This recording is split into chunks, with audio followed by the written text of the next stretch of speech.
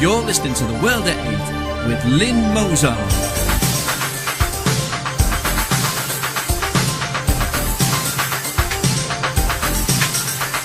The World at 8, the number one in nationalist news. Highlights of the news today, Monday the 28th of January. 4 Asian men wielding axe and screwdrivers attack British man. Judge introduces the new Muslim get out of jail free card. Family's outrage as notorious killer bidding for freedom is granted anonymity by judge.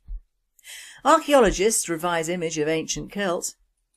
Vatican dismisses Guardian secret property empire report. Obama removing all military leaders from command if they will not fire on US citizens. Delhi gang rape suspect faces maximum 3-year jail term.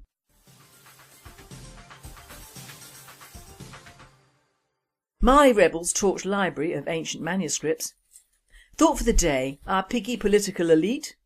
And finally, not a pussy down a well, but a pony. UK news. 4 Asian looking men wielding axe and screwdrivers attacked a British man in Luton for no reason.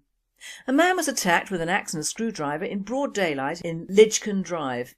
The 39-year-old was walking at about 3 p.m. on January 11th when a silver car pulled up close to him and 4 men jumped out. One man started punching him in the face, then 3 other men then got out of the vehicle and joined the assault, hitting the victim in the face with a screwdriver and on the leg with an axe.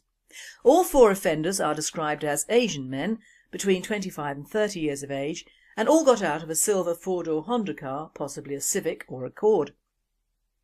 Detective Constable Martin Hart said the victim attended hospital for treatment and is now recovering at home.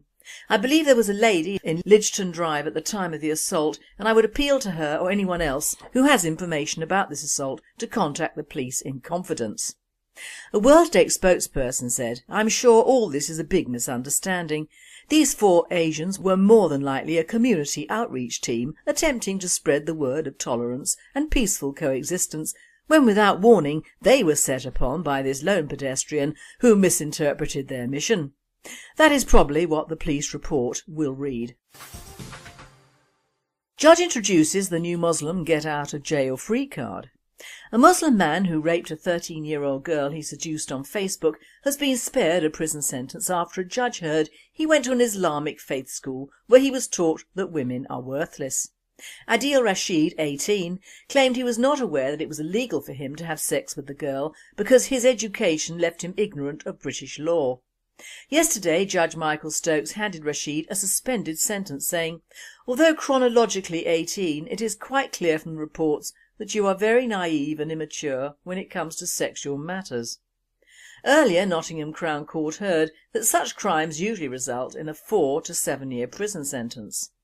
But the judge said that because Rashid was passive and lacking assertiveness, sending him to jail might cause him more damage than good. Rashid from Birmingham admitted he had sex with the girl, saying he'd been tempted by her after they met online. They then met up in Nottingham where Rashid had booked a room at a Premier Inn. The girl told police they stayed at the hotel for 2 hours and had sex after Rashid went to the bathroom and emerged wearing a condom. Rashid then returned home and went straight to the mosque to pray. He was arrested the following week after the girl confessed what had happened to a school friend who informed one of her teachers. He told police he knew the girl was 13 but said he was initially reluctant to have sex before relenting after being seduced. A World Day spokesman commented, "Dhimmi Judge Michael Stokes needs a jail sentence for being so ignorant about Mohammedan attitudes towards Kafir women. Never mind the fact that she was 13 years old. How can these stupid idiots even be allowed into court, never mind issuing verdicts? If this paedophile had been a white Christian, the sex offenders register would have been thrown at him. This Muslim man was not so naive as he wore a condom, rather premeditated I would have thought. What did he take a 13-year-old to a hotel room for? To play tiddlywinks? Her parents should bring a civil case for underage sexual abuse." Human rights. He isn't even human. Family's outrage as notorious killer bidding for freedom is granted anonymity by judge. A family whose lives were wrecked by one of Britain's most notorious killers last night condemned the human rights ruling which cloaks his bid for freedom in secrecy. The man, whose own lawyer described his crimes as horrific and horrendous, has begun a taxpayer-funded court action demanding he be released from prison. Normally such a case would be heard in open court, but the order means his identity cannot be revealed. If he wins the case, it would see him transferred to an open jail, one step away from him walking out to the streets. The Daily Mail knows his identity and the vile nature of his crime, but is prevented from revealing it because of Wednesday's ruling at the High Court. The court said he might be in danger if other inmates at his prison learned his identity, and ordered that reports of the legal action be censored to exclude anything which might identify him. But last night a woman member of the family, devastated by his actions, condemned the judge's ruling.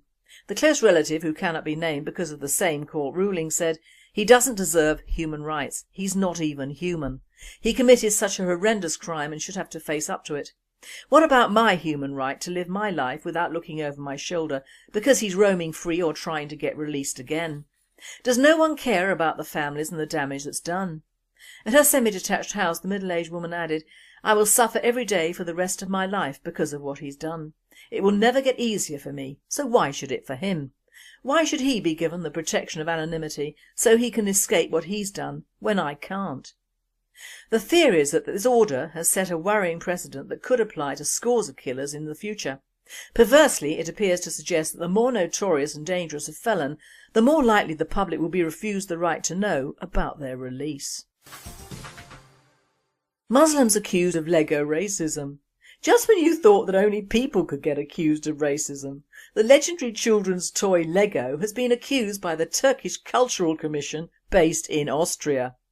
The Muslims are all upset because they say the Star Wars model of Jabba the Hutt's palace depicts a likeness to their Hagia Sophia mosque in Istanbul.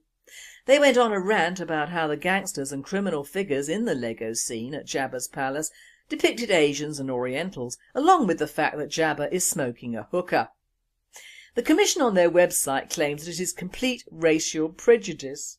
Lego's Catherine Sass has defended Lego's right and said that Jabba's palace and the figures included were only a design of the original Star Wars movie and nothing more. A World Date reporter commented, "If the cap fits, wear it. Now I know what to buy my nephew for his birthday next week."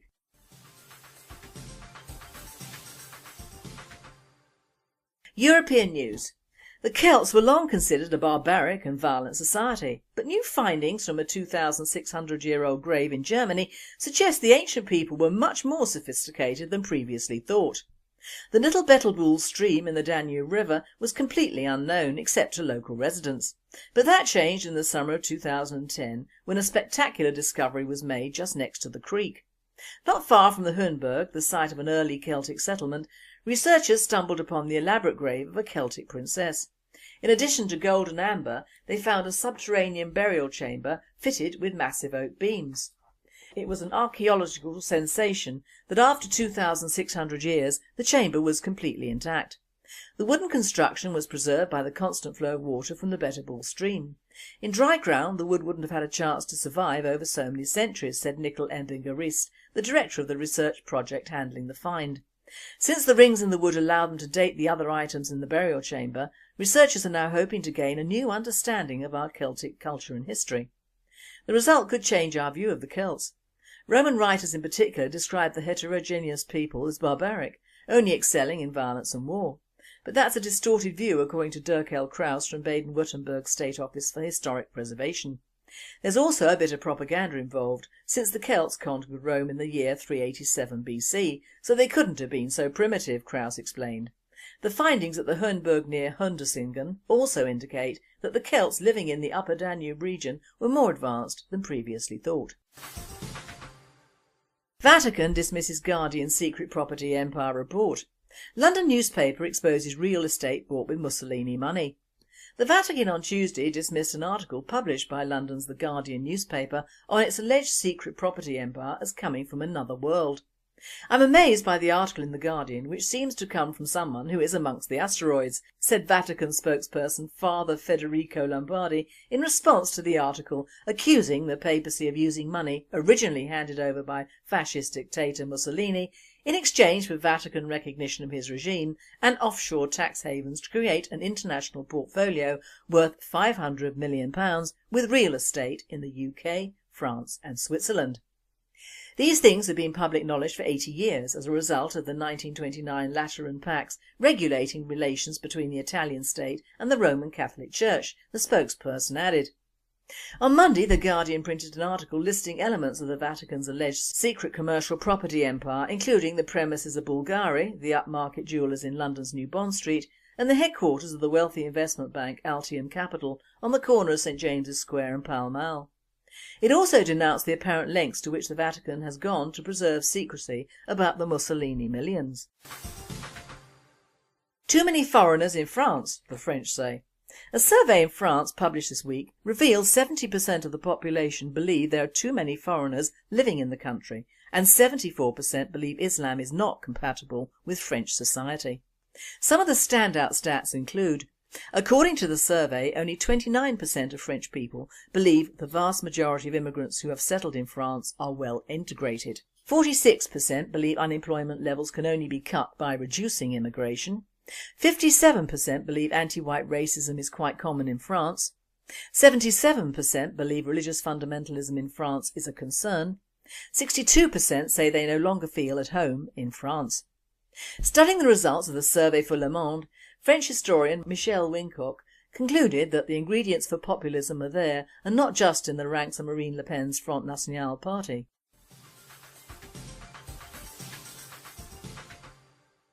World News: Obama removing all military leaders from command if they will not fire on US citizens.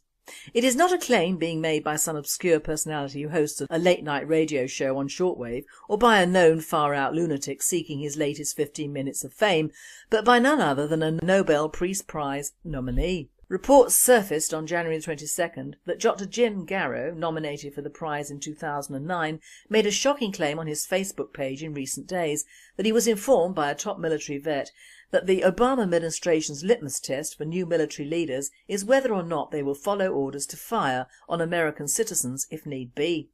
Later he followed up the post by adding that the man who told him that is one of America's most foremost military heroes, whose motivation for divulging the information was to sound the alarm, Infowars.com reported. Naive Checkbook Diplomacy in Norway by Han Nabinto Herland. Torgeir Larsen, a junior minister for the Norwegian Labour Party, admits in Norway's largest newspaper, Aftenposten, on December 28, 2012, that Norwegian authorities closed their eyes to the realities of the Middle East. Too often they thought they were in the service of stability, but later found out that was not the case. A journalist has lifted the lid off cash inputs of the Norwegian government under the title of In Bed with the Enemy. Regardless, this acknowledgement of Norwegian naivety must lead to tangible changes in foreign policy in order to be of real value. It is stated that Norwegian checkbook diplomacy is de facto supportive of terrorist organisations that display significant intolerance towards Christians, Jews, gays or other minorities who are not considered sufficiently Islamic. Let's take a look at the statistics. Norway is one of the smallest countries in the world and one of the largest contributors to the Palestine Authority and others, with annual donations of over 700 million NOK. Especially since the current left-wing Labour government took office in 2005, the donations have exploded. What are these sums spent on? Recently the remuneration for suicide bombers was tripled. The Hamas terrorist who killed 30 Israelis in 2002 by now receives 20,000 NOK a month, according to the Times of Israel last September the 9th. Those who have carried out the worst attacks against innocent civilians receive the highest pay. Intelligence and Terrorism Information Centre figures from 2005 show that Palestinians have conducted 25,770 terrorist attacks, 147 suicide attacks, leading to 1,100 dead Israelis and 7,500 wounded between 2000 and 2005. Fatah conducted 214 acts of terrorism in 2003-2004 alone, according to 2005 Terrorism Review. Delhi gang rape suspect faces maximum 3-year jail term. An Indian teenager accused of taking part in the gang rape and murder of a 23-year-old student in Delhi will be tried as a juvenile and so face a maximum of 3 years in prison if convicted, a special panel has ruled. The ruling shocked the victim's father as he watched the television news. A sudden current ran through my body in disbelief. "I can't believe this," he told Reuters. "How can they declare him a minor? Did they not see what they did?" The teenager has not been formally charged because police were hoping he would be declared an adult so they could include him in the main trial of his 5 co-accused. The panel's decision on the youth is likely to infuriate many people, among them protesters, some police and political leaders, who have called for the age at which people to be tried as adults to be lowered from 16 to 18.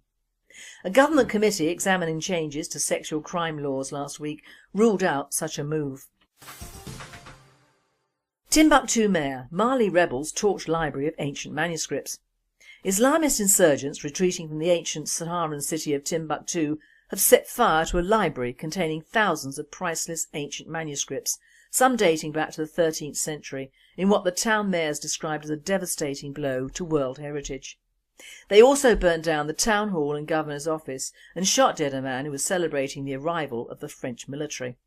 French troops and the Malian army reached the gates of Timbuktu on Saturday and secured the town's airport. But they appear to have got there too late to save the leather-bound manuscripts, which were a unique record of sub-Saharan Africa's medieval history. The manuscripts survived for centuries in Timbuktu on the edge of the Sahara, hidden in wooden trunks and boxes beneath the sand and caves. The oldest dated back from 1204. Climate shocker. Carry on as we are until 2050 and the planet will be fine. A register reports new research by a Norwegian government project indicates that humanity's carbon emissions produce far less global warming than had been thought, so much so that there is no danger of producing warming beyond the IPCC upper safe limit of 2 degrees centigrade for the many decades. Project manager Turji Bernsten, a professor at the University of Oslo's Department of Geosciences and a senior research fellow at the Centre for International Climate and Environmental Research, Oslo, says in our project we've worked out finding out the overall effect of all known feedback mechanisms. We used a method that enables us to view the entire Earth as one giant laboratory where humankind has been conducting a collective experiment through our emissions of greenhouse gases and particulates, deforestation and other activities that affect climate. The Earth's mean temperature rose sharply during the 1990s. This may have caused us to overestimate climate sensitivity. Renowned Swedish climate boffin Carolyn Leck, who was not involved in the research, commented, "These results are truly sensational. If confirmed by other studies, they could have far-reaching impacts on efforts to achieve the political targets for climate."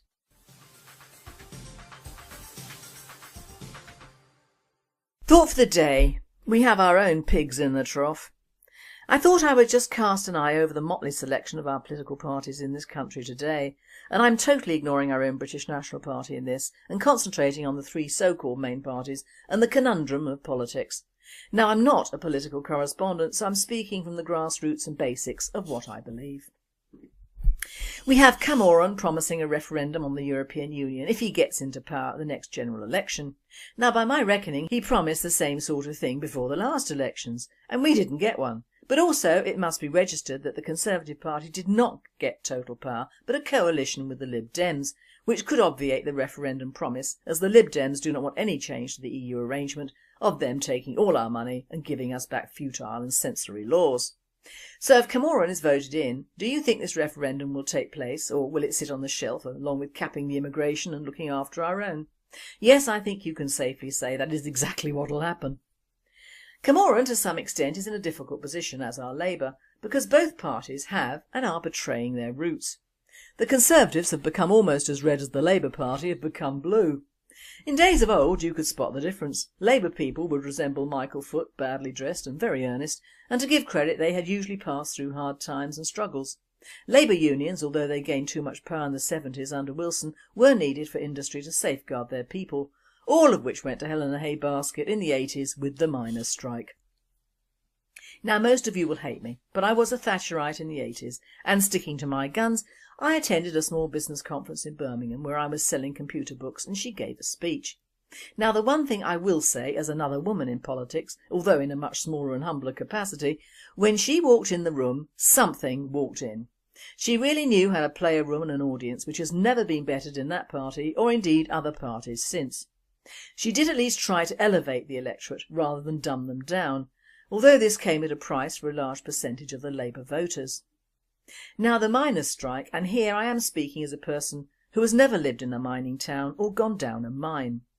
But I did hear at the time that the collieries concerned did have new machinery for those mines, but the men, through their unions, didn't want to use them, and apparently most of this new equipment is still down there. Her own cabinet, mainly male, used bullying tactics to undermine her and finally get rid of her. Now I'm not saying she was anything near perfect, but at least she did what it said on the tin. She did attempt to give England a bit of pride back, which in the ensuing tide of Blair and Brown frankly was the last thing on their minds.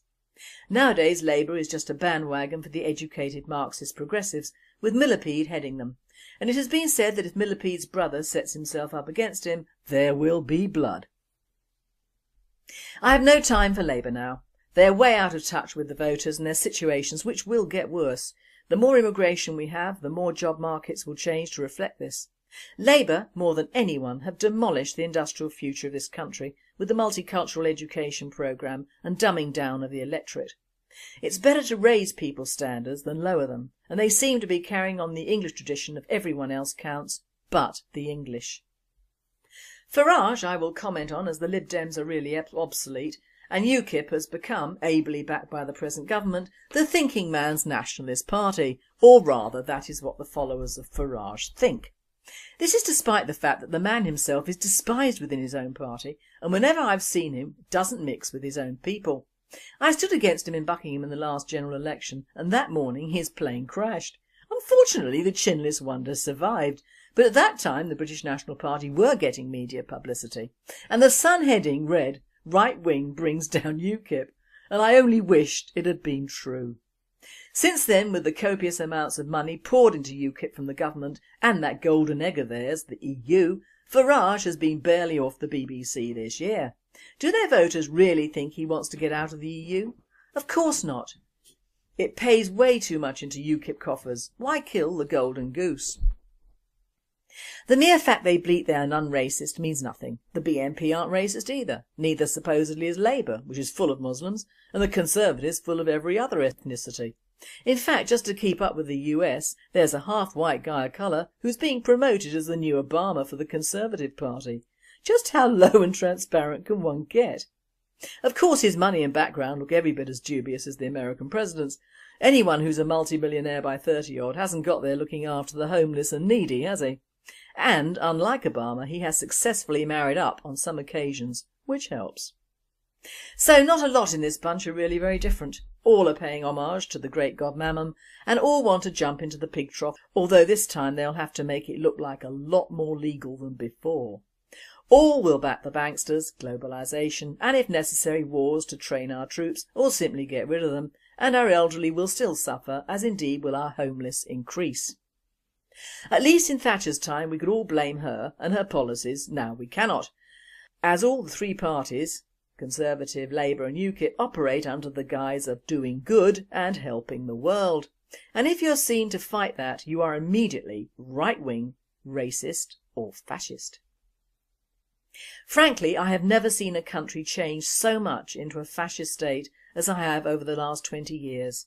We are a cowed and beaten people, but as history states, every doggy has his day, and ours is yet to come. And finally, not a pussy down a well, but a pony. More than 30 firefighters and a specialist rescue team were called in to free a pony stuck down a well. The pony, Nova, was found 8 feet down the well and chest deep in water by her owner Grace de Hilliard Alvaro from Gowrie, Fitzpaine, Somerset. She'd become concerned after she couldn't find the pony and searched several local fields. True to form, her rescuers freed Nova using specialist lifting equipment and removing the shrubs that had hidden the well from view. Mrs Hilliard Alvaro, 47, said it was very lucky she landed on her feet and not on her back. Luckily Nova is a very calm creature and was very well behaved.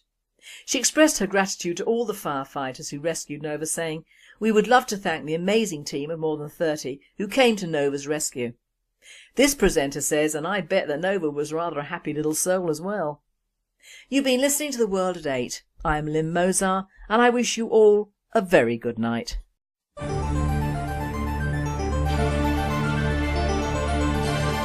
You're listening to The World at 8 with Lynn Mozart.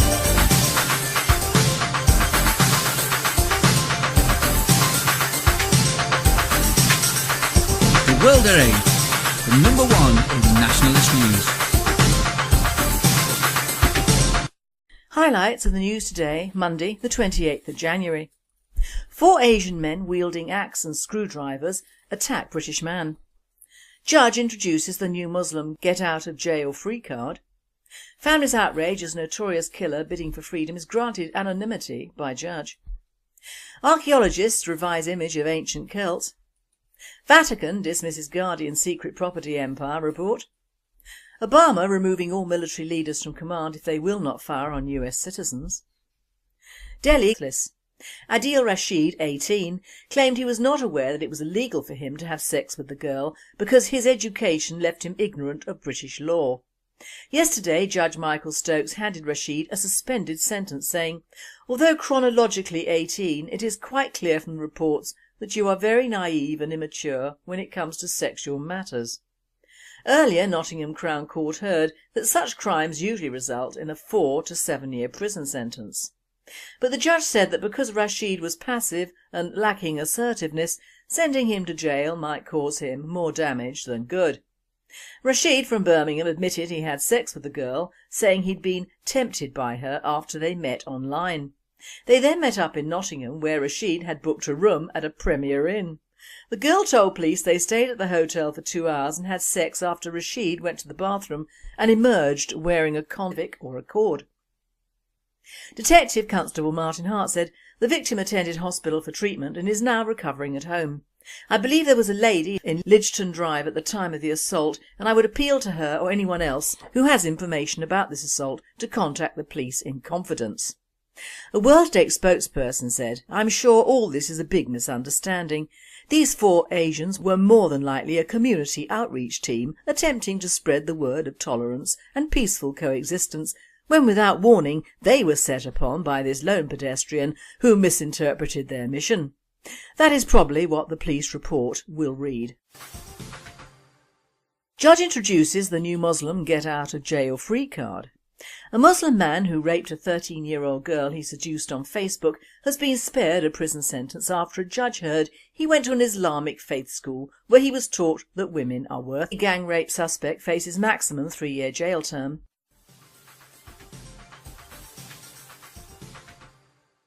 Mali rebels torch library of ancient manuscripts. Thought for the day, our piggy political elite. And finally, not a pussy down a well, but a pony. UK news. 4 Asian-looking men wielding axe and screwdrivers attacked a British man in Luton for no reason. A man was attacked with an axe and a screwdriver in broad daylight in Lidgeton Drive. The 39-year-old was walking at about 3 p.m. on January 11th when a silver car pulled up close to him and 4 men jumped out. One man started punching him in the face, then 3 other men then got out of the vehicle and joined the assault, hitting the victim in the face with a screwdriver and on the leg with an axe. All 4 offenders are described as Asian men, between 25 and 30 years of age, and all got out of a silver 4-door Honda car, possibly a Sindom. Rashid then returned home and went straight to the mosque to pray. He was arrested the following week after the girl confessed what had happened to a school friend, who informed one of her teachers. He told police he knew the girl was 13, but said he was initially reluctant to have sex before relenting after being seduced. A World at 8 spokesman commented, "Dhimmi Judge Michael Stokes needs a jail sentence for being so ignorant about Mohammedan attitudes towards kafir women. Never mind the fact that she was 13 years old. How can these stupid idiots even be allowed into court, never mind issuing verdicts? If this paedophile had been a white Christian, the sex offenders register would have been thrown at him. This Muslim man was not so naive as he wore a condom, rather premeditated I would have thought. What did he take a 13-year-old to a hotel room for? To play tiddlywinks? Her parents should bring a civil case for underage